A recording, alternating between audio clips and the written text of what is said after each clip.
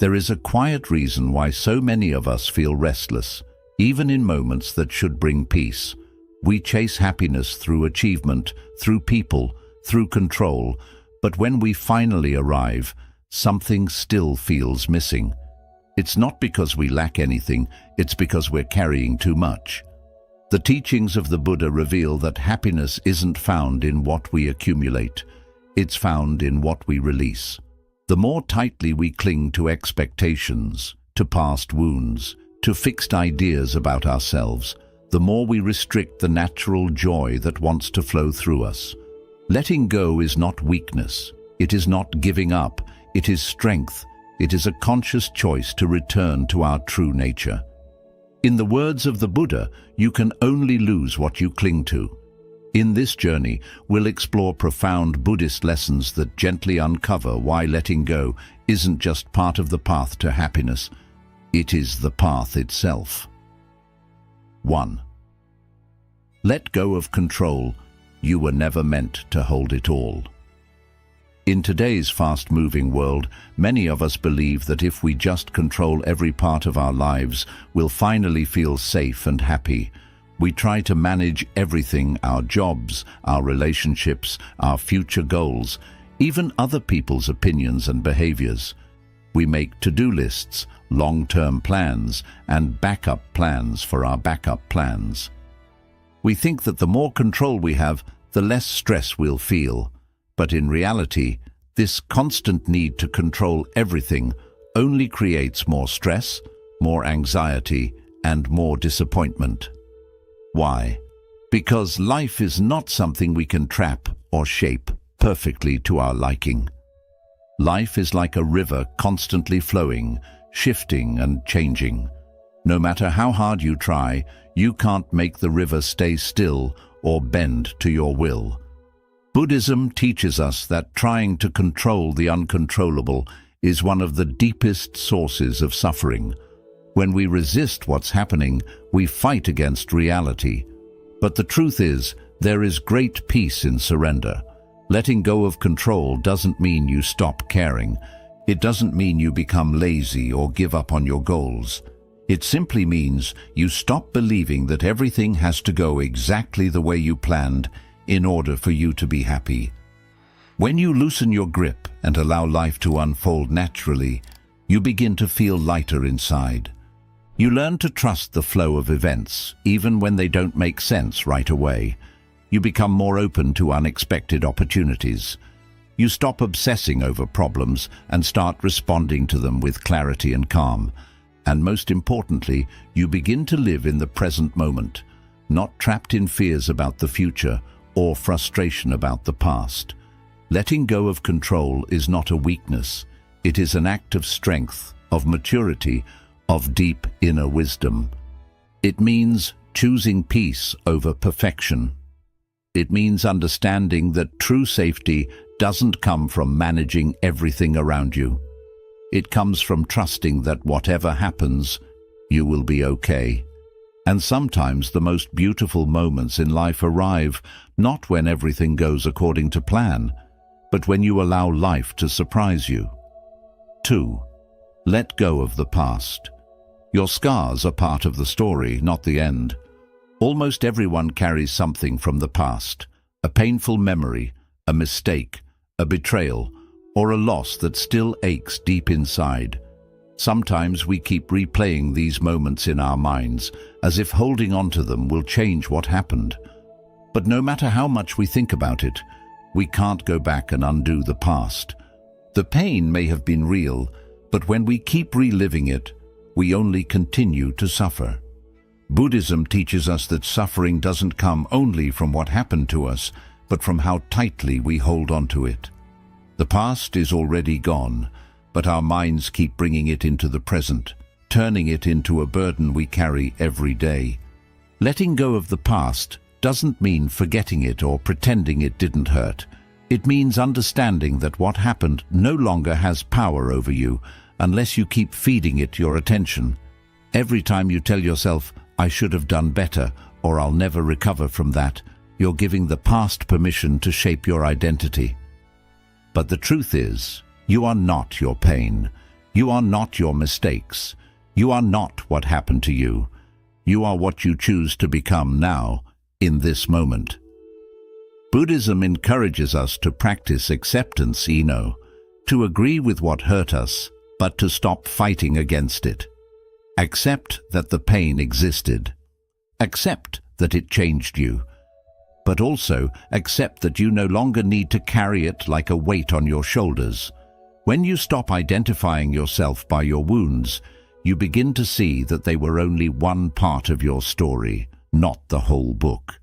Just like the lotus flower grows from muddy water, your growth often comes from the very places where you were broken. Letting go of the past is not about erasing your story. It's about choosing not to be trapped by it anymore.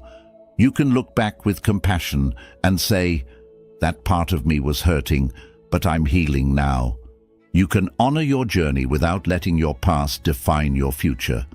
And as you gently set down the burden you've been carrying, you make space for new experiences, new joys, and a lighter, more peaceful heart. 3. Let go of expectations. The world doesn't owe you your ideal version of it. One of the quietest ways we suffer is through our expectations. We carry around an invisible list of how life is supposed to be, how people should treat us, how our efforts should be rewarded, how quickly success should arrive, and how smoothly our days should unfold. And when reality doesn't match those invisible hopes, we feel disappointed, frustrated, or even heartbroken. But the truth is, the world doesn't exist to fulfill our expectations. People are not always going to say the right thing. Situations are not always going to go according to plan. And life is not always going to move at the speed or direction you imagined. Buddhism teaches us that expectations are often the root of our suffering. When we expect something and reality gives us something else, we resist, we fight. We ask, "Why isn't this happening the way I wanted?" But peace doesn't live in the gap between expectation and reality. It lives in your ability to embrace the moment, even when it looks different than you pictured. Think about how often your stress comes not from what's happening, but from the belief that it shouldn't be happening. For example, when someone is rude, your expectation that they should have been kind makes the pain worse. When a goal takes longer than you imagined, it's not just the delay, it's the expectation of speed that creates frustration. The tighter we cling to how things should be, the harder it becomes to see and accept how things actually are. Letting go of expectations doesn't mean you give up hope. It doesn't mean you stop dreaming or having standards. It means you stop demanding that the world obey your version of it. It means replacing the question, "Why isn't this happening the way I want?" with "What is life trying to show me right now?" It's about replacing control with curiosity and disappointment with acceptance. When you release your expectations, something beautiful happens. You begin to appreciate what's in front of you instead of mourning what's missing. You become more open to surprises, to learning, to being shaped by life, rather than constantly trying to shape it. And with that openness comes peace, not because everything is perfect, but because you're no longer wasting energy wishing it was. Let go of the shoulds. Let go of the rigid ideas of how things must unfold. Life will not always follow your script, but it is still full of meaning, wonder, and quiet beauty if you're willing to see it as it is not just as you expected it to be. 4th, let go of attachment. The more you cling, the more you suffer. We are born into this world with open hands, yet as we grow, we begin to close our grip around the things we think we need to be happy. We cling to people, possessions, titles, outcomes, and even emotions. We say, "This is mine, this must stay, this must never change." And so we hold tightly, fearing loss, fearing change, fearing anything that might take what we love away from us. But the deeper truth revealed by Buddhist wisdom is that all things are impermanent, nothing lasts forever, Not your youth, not your job, not your loved ones, not your successes, not even your pain. Everything you see, everything you touch, everything you hold in your heart is in a constant state of change.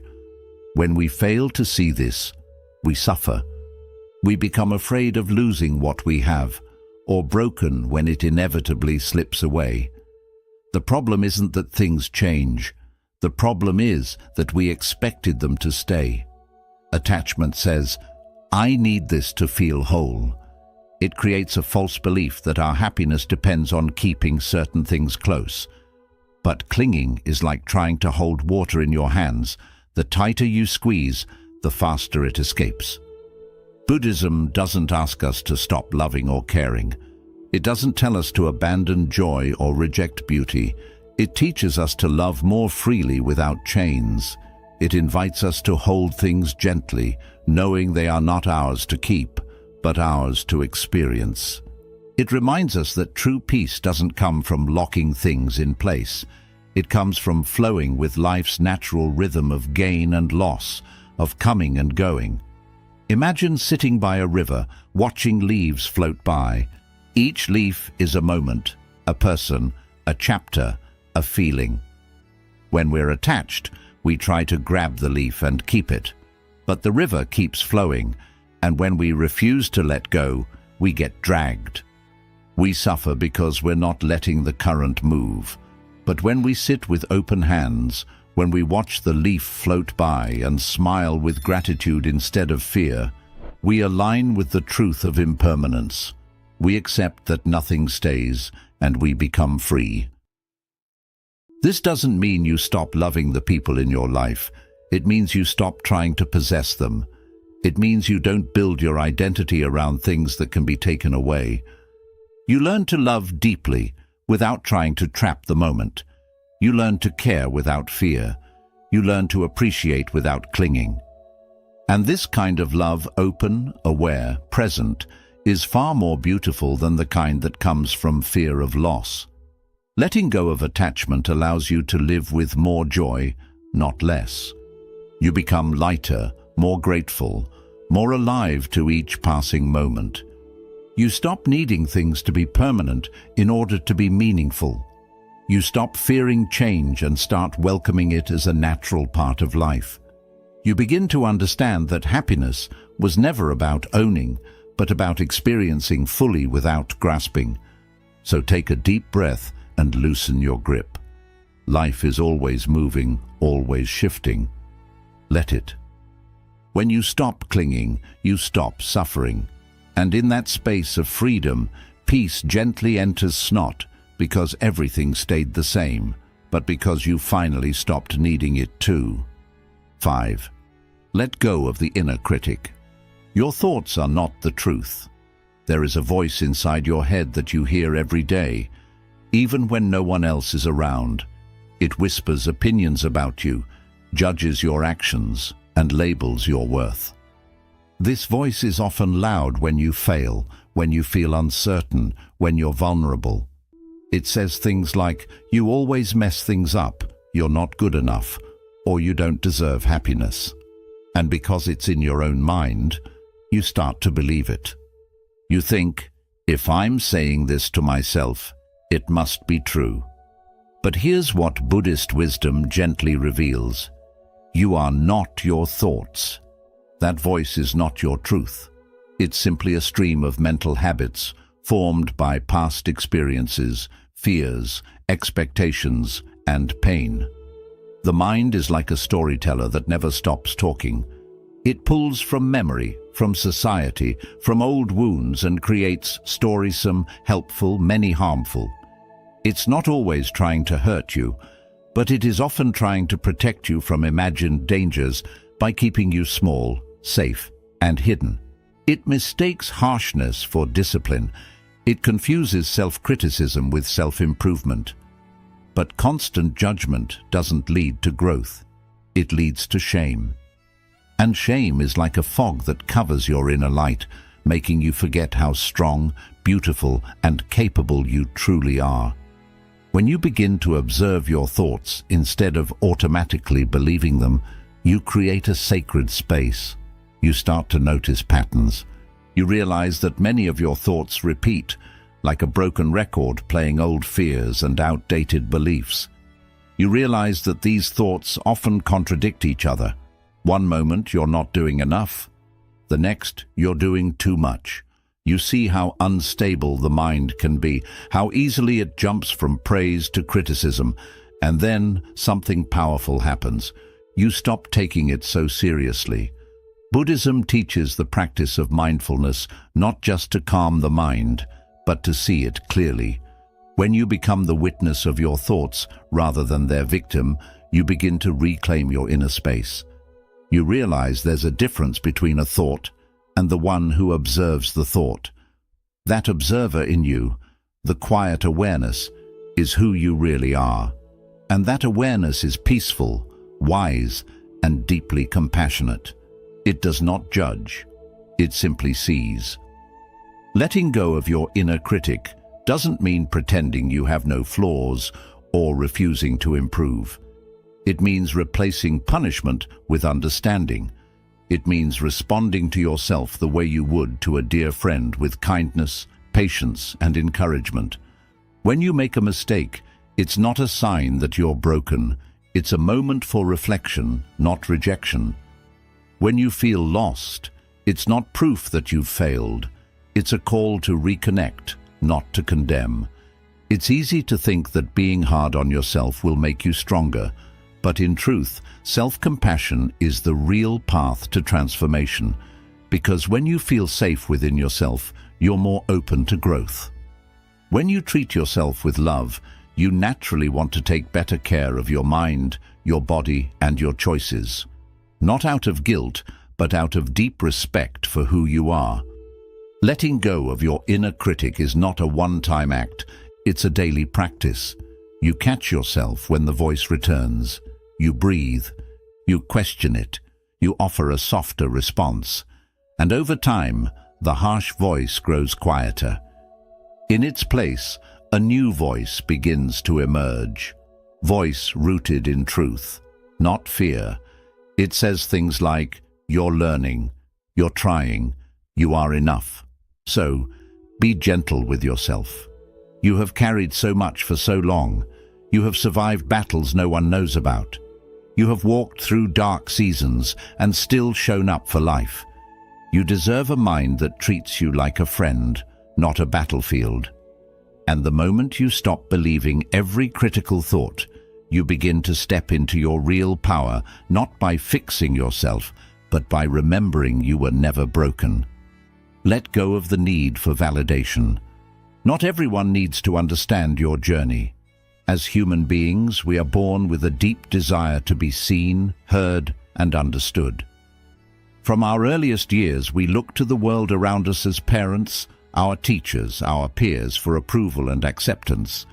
We want to be told, "You're doing well, you're enough, you matter." And while this is a natural longing, if we're not careful, it can become a silent chain around our spirit. We begin to live not for ourselves, but for the eyes of others. We shape our choices, our appearance, our dreams, and even our personality to please the people around us. We start performing, editing, and adjusting ourselves just to avoid judgment or rejection. But the deeper truth is this: not everyone will understand you. Not everyone will agree with your path. Not everyone will see your worth, your pain, your efforts, or your growth. And that's okay. You were never meant to fit into every frame. You were never meant to be understood by every mind. Buddhism teaches that clinging to the approval of others is just another form of attachment tone that slowly eats away at your peace. When you tie your self-worth to someone else's validation, you give them power over your joy. You become like a leaf in the wind, drifting wherever other people's opinions blow. And in the process, you lose sight of your own center. Letting go of the need for validation does not mean becoming cold or disconnected. It means learning to walk through the world anchored in your own truth. It means recognizing that your value doesn't rise or fall with praise or criticism. It means choosing your path because it aligns with your soul, not because it will win applause. When you live this way, something shifts inside you. You no longer need to convince anyone of your worth. You don't need to explain your every choice. You don't waste energy trying to prove yourself to people who were never meant to understand your journey. Think of the Buddha himself. He walked away from a life of royalty. He abandoned wealth, comfort and power to seek something deeper, something the world could not offer. Many did not understand. Some criticized. Some rejected his path. But he did not beg for approval. He simply walked in truth, and through that courage, he lit the way for countless others. You too have that power within you. The power to live with quiet conviction. You don't have to shout to be heard. You don't have to explain your healing. You don't have to justify your boundaries, your solitude, or your joy. Sometimes silence is the loudest proof of self-trust. Sometimes walking away without resentment is the greatest act of strength. And here's the paradox. When you let go of the need to be validated, you often begin to attract deeper respect. Because people sense when you are no longer performing. They feel the calm confidence in your presence. You're no longer trying to be liked. You're simply being real. And that authenticity is magnetic. But even if the world never sees your full depth, you must see it for yourself. You must become your own witness, your own supporter, your own safe place. This doesn't mean you isolate yourself. It means you learn to stand firmly in your inner knowing, even when the outside world offers nothing but silence. You begin to offer yourself the kind words you once waited to hear from others. You stop asking, "Do they understand me?" and start asking, "Do I understand myself?" Letting go of the need for validation is not about becoming indifferent. It's about becoming free. Free to be honest. Free to grow. Free to fail and rise again without shame. And most importantly, free to live your life according to your own light, not someone else's shadow. So if you feel misunderstood, take a deep breath. You are not lost. You are simply walking a path that was meant for your feet alone. Keep walking, keep growing, keep shining, even if no one claps. Because your journey is sacred and your peace is too important to place in someone else's hands. 7. Let go of the idea that you must find yourself. You were never lost. So many of us walk through life with the quiet belief that we are missing something, that we are incomplete, that we must go on a long, exhausting search to find ourselves, as if we are buried treasure hidden beneath the surface waiting to be discovered. We look outward, we travel far. We consume books, chase experiences, and compare our lives to others, all in the hope that one day we'll finally feel whole. We ask questions like, who am I really? And what is my purpose? And when the answers don't come easily, we feel more lost than ever.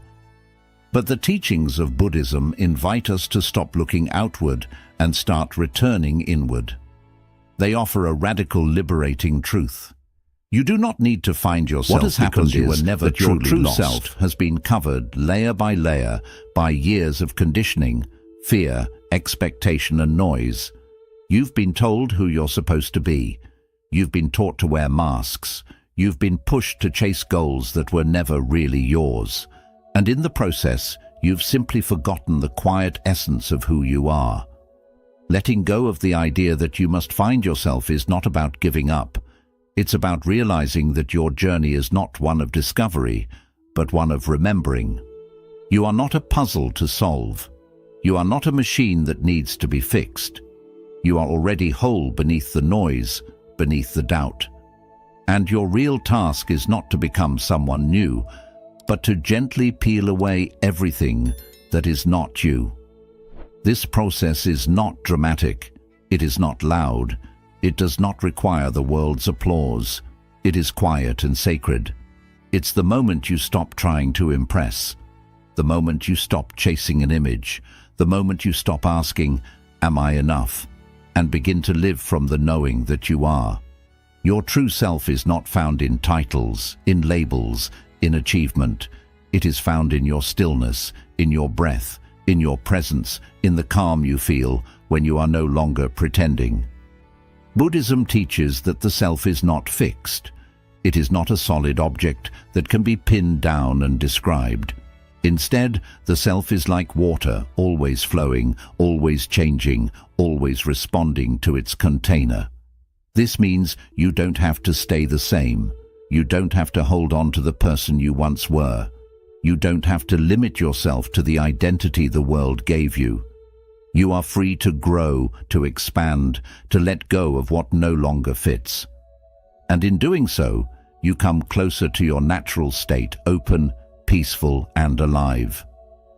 Letting go of the need to find yourself also relieves a deep pressure. It means you no longer have to force clarity. You no longer have to chase big answers. You can stop grasping for something outside of you and begin simply being with yourself in silence, in acceptance, in the gentle unfolding of your life. Each day, each breath, each small decision is a way of coming home. You are not defined by your job, not by your past, not by your trauma or your achievements. You are not the version of yourself someone else sees. You are not the mask you wear when you feel afraid. You are not even your thoughts or your emotions. All of these are passing clouds, but beneath them you remain unchanged, steady, and enough. When you let go of the illusion that your worth is somewhere out there, you reclaim the peace that has always been in here. You stop waiting for some future version of yourself to give you permission to be happy. You stop delaying love, peace, and joy, and you begin to live now with gentleness, with gratitude, with awareness. So pause, release the chase, breathe into this moment. You don't need to go searching for yourself. You simply need to return to the part of you that has always been here, watching, waiting, loving you through it all. That part of you is your truth. That part of you is your home, and it was never lost. It was only forgotten. 8. Let go of resistance. Peace begins when you stop fighting life. There is a quiet battle many of us fight every single day. A battle not against others, but against reality itself. We resist what is. We push back against what's happening. We tell ourselves this shouldn't be happening. It's not fair. It wasn't meant to be this way. And in this resistance we suffer. Not because life is cruel, but because we are struggling with life instead of flowing with it. Buddhism teaches us that pain cannot be avoided, but suffering is a choice. Suffering begins when we fight the present moment instead of welcoming it with open arms. Think of holding a rope pulled tightly from the other side. The harder you pull back, the deeper the rope cuts into your hands, but the moment you let go, the tension fades, the pain ends. Life often works the same way. We try to control outcomes. We try to change what has already happened. We try to escape uneasy feelings, and by doing so, we only tighten the rope. We create inner struggle where there could have been calm. The mind says, "This is not how it should be. It should have gone another way. I am not ready for this." When we believe these thoughts, we build a wall between ourselves and peace. Letting go of resistance is not about quitting or blindly accepting everything that comes. It is about meeting life with openness, not with argument or fight. It's about noticing what's right in front of you and saying, "This is here. I may not like it. Maybe I don't fully understand it, yet I choose to stop fighting it." Only when you stop pushing against what is, do you begin to see more clearly. When you resist, your mind fills with judgment, fear, and tension. But when you soften into acceptance, a new space opens within. In that space, healing begins, clarity grows, and wisdom gently guides you forward. Deep peace lives on the other side of surrender. This surrender is not about giving up. It is about moving with life, growing through each moment and learning from change. When you release the need to force life into your own image, you start to notice the good already present. You begin to trust that even the hardest moments carry meaning, purpose, and lessons. What feels like disorder may actually be the start of transformation. What seems like a door closing may in truth be guiding you towards something better. Here's something people often forget. You don't need to like a situation to stop resisting it. You only need to stop arguing with it. Acceptance doesn't mean agreement. It means recognition. It's being able to say, this is what's happening. Now, how can I face it with calm instead of anger, with wisdom instead of worry? You do this by breathing through it, sitting with it, letting it be as it is for now. From that calm place, you can begin making steady, thoughtful choices instead of reacting from fear or stress. In Buddhism, the root of peace is taught as non-resistance. Even if storms rage outside, your mind can remain calm and steady within, like the ocean floor. Stillness is not about escaping life. It comes from holding each moment gently, not running from it or denying it, but welcoming even the hard times with a heart that says, I will walk through this too.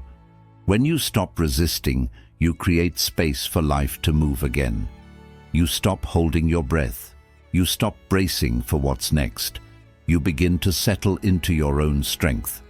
You start to trust that you can handle whatever comes. This trust gives you a new kind of strength, not from forcing things to change, but from shifting within. If you feel worn down from fighting, wishing things were different, pause, step back, and release. Allow life to be exactly as it is, even if only for this moment. Let go of the struggle. Let go of needing everything to be perfect before you can feel peace. The truth is, peace begins not when life changes, but when you do.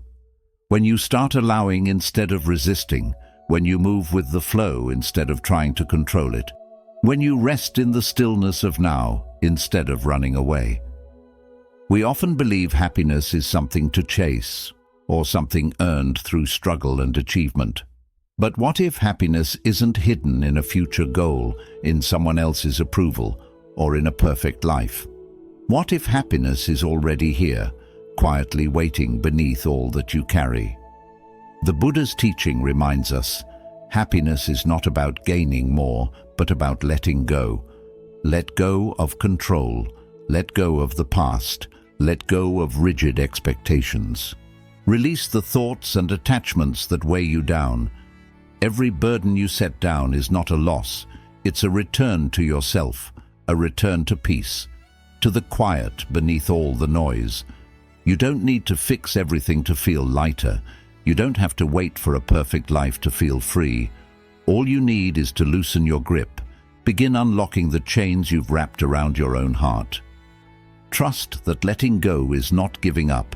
It is creating space, space for healing, space for growth, space for being fully present. In that space, your deepest self, untouched by fear, pain, or failure, comes alive again. You are not here to carry the world. You are here to live with ease, clarity, and love. That begins not by holding on tightly, but by releasing what no longer serves you. The more you release, the more freely life flows.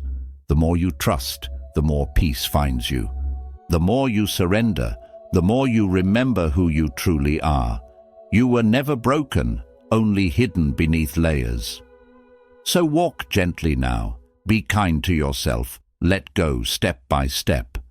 Notice how happiness, like sunlight breaking through clouds, begins to shine where the heaviness once lived. Not as a reward, but as your true nature, the state you are always meant to return to. Happiness is not what appears when life turns easy.